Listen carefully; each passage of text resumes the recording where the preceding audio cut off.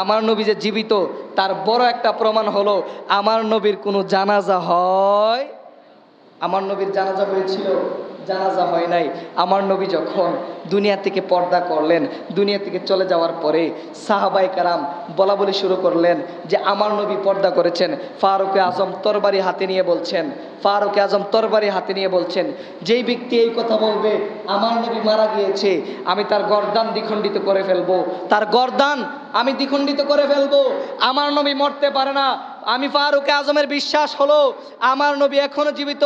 উনি এই কথা বলে সাথে সাথে নবীর কাছে গেলেন। নবীর কাছে গিয়ে যখন উনার কান আমার নবীর জবান মুবারকের কাছে আনলেন, যে উনি শুনতে পাইলেন আমার নবী সেই দিনও ইয়া হাবলি উম্মতি বলে বলে কেঁদেছেন, উম্মতি বলে বলে ডেকেছেন। সুবহানাল্লাহ। আমার নবী যখন দুনিয়া থেকে পর্দা করলেন, পর্দা করার পরে আমার নবীর কোনো জানাজা হয় নাই।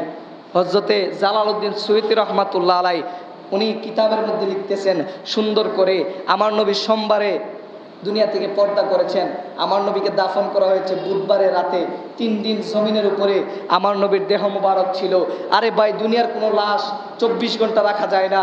24 ঘন্টা রাখলেই নরম হয়ে যায়, গন্ধ বের হয়ে যায়।